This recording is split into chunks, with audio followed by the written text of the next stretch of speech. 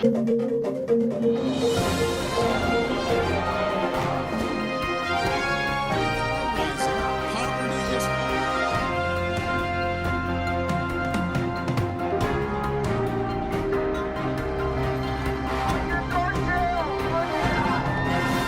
me an up-close and personal view.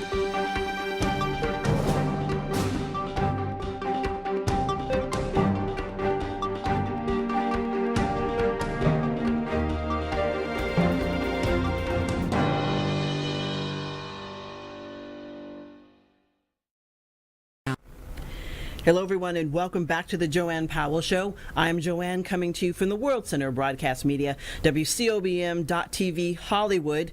We've been taking a look at President Trump's first 100 days in office. When you take a look, depending on who you talk to, some think he's done a great job, and there are others who don't think that he's done a job, that actually it's the worst on record. But when it comes to his approval rating, it's actually at an all-time low for this so-called honeymoon period. According to the NBC Wall Street Journal poll, Trump's approval rating is at 40%, and that's the lowest of any president during the first 100 days. Trump basically is saying that this 100-day benchmark is ridiculous. It's a ridiculous standard, although during the campaign he was basically boasting about what he was going to do during his first 100 days. One of the things that he's been doing this week, trying to get a lot of proposals in before Friday's 100-day benchmark. And one of the things that he's actually unveiling today has to do with tax reform. The Treasury Department is saying that it's the biggest tax cut and the largest tax reform in history. The plan basically is lowering the business tax from 35% to 15%. Critics consider the plan basically a tax cut and not tax reform. When you all put that together, the administration also is receiving a blow from the courts once again. This time it has to do with sanctuary cities, and what the court is basically saying is that the White House and the government is not able to withhold federal funding from sanctuary cities. Los Angeles is a sanctuary city, San Francisco, and several cities in California and across the country, where if you are undocumented, that the local government is not going to go after you, meaning the police will not go after you. It's ISIS job, and it's a federal issue. So that's kind of the difference there. Basically, the ruling came because the judge felt that it would be too much of a burden on local government if the federal funds were withheld.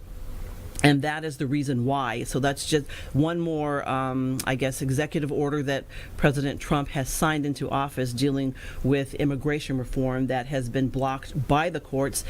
To talk about President Trump's first 100 days, joining me now is political analyst Professor Preston Foster. He is an assistant professor at Oakwood University, and he's also the director of the Public Policies Program, and he also served under the Clinton administration as Assistant Secretary of Education. Welcome back to the show.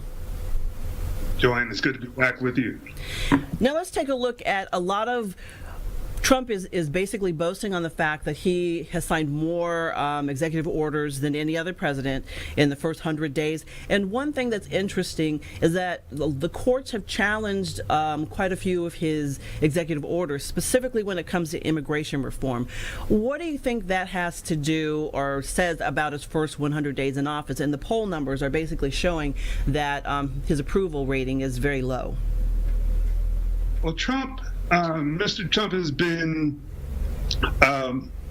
mildly effective in his first 100 days. As you said, he's signed more executive orders than anyone has in the modern era. Mm-hmm. But also, as you noted, the courts have asserted themselves, particularly on the issue of immigration and the so-called Muslim ban, to stop the president from basically discriminating based on religion. So I see, and I've heard both from Democratic appointees and Republican judicial appointees, kind of a quiet resentment of the way that Mr. Trump views the courts as either a tool to accomplish his agenda or a block of his agenda. I see the courts asserting themselves in a way that blocks some of the primary things that Mr. Trump promised he did. If he were playing baseball, he'd have a low batting average. He's basically about 1 for 6. But that one big one that he got through was Judge Gorsuch, yes, which will have reverberations for decades to come.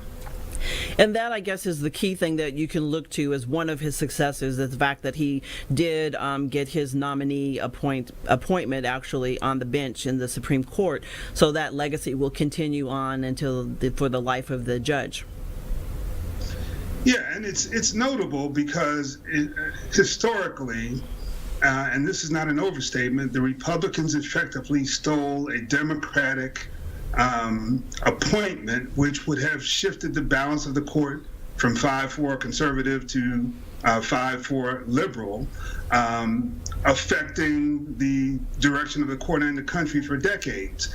And so in denying Judge Garland his hearing and in confirming Judge Gorsuch, that basically tells the American people that a minority in Congress, a minority of the American people represented by the Republicans in Congress can control the country in defiance of the intent of the Constitution. Well, that's something that a lot of people, people in Congress, the Democrats, were very concerned, and they definitely voiced their opinions, and that's why they had to go to the nuclear, because they were not able to get the overwhelming majority. They got the simple majority in that particular appointment because of what happened under the Obama's administration. There's just a lot that's going on, and I know we've seen with Trump, when something isn't going his way, that he is usually ready to discount it. And one thing that he also did in his first 100 days, he was at war basically with the media, and reports that came out that he didn't like, he labeled as false news. Yeah, the term fake news has taken on a life of its own. And one thing that you can put down as an accomplishment, in quotes, of the Trump administration in the first 100 days is that truth died, that facts no longer count. You mentioned Mr. Trump's low poll ratings. His poll ratings turned and tanked after his false accusation to former President Obama for wiretapping him illegally and leaking information about him. That turned out to be false, but it's still claimed by Mr. Trump, and those protecting Mr. Trump, particularly his press secretary, Sean Spicer, have just lost credibility holding to a platform that is not based on facts, not based on truth. Very much so. Well, we are going to continue the conversation. We're going to take a quick break. When we come back, we'll continue to our discussion, and we're also going to hear from former President Obama. He was making his first public appearance in Chicago on Monday. Stay tuned.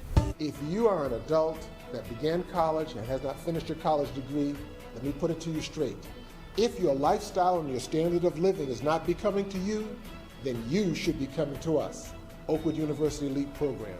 We are the fast, flexible adult degree completion program for the busy adult, like you. Register today.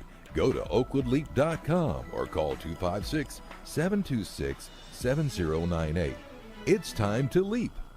For years, people have trusted McKay's Family Mortuary. We're part of your community and we'll take care of the details. We offer a variety of memorial services, including sea scattering and cremation. According to the Federal Trade Commission, the average funeral cost is over $9,000. We have complete funeral chapel service starting at only $31.25, casket included. Direct cremation starting at only $9.95. Visit one of our 5 locations and meet our caring and diverse staff. McKay Family Mortuary. Let us be the shoulder to lean on. Thanks to Oakwood University and the LEAP program, I have now a college degree. So to the Spanish-speaking members of this community who feel that the LEAP program is something you should consider, I would say, ánimo a la universidad. Considere el programa LEAP. the Oakwood University. Go to oakwoodleap.com or call 256-726-7098. Seize the Day Scuba for your best scuba experience above and below the sea. You'll find friendly staff, experienced PADI certified instructors, and state-of-the-art scuba equipment and gear. Join our dive club and we'll help you plan memorable scuba excursions. Immerse yourself. Seize the Day Scuba, serving Southern California. Call 949-220-0500 to create your scuba experience. When I first started into the program, yes, I had doubts. I was really impressed with Oakwood University, with the faculty and the staff and the student body. It was a really good experience, and I would definitely recommend it to anyone who was thinking about going back and finishing their degree. Register today. Go to oakwoodleap.com or call 256-726-7098.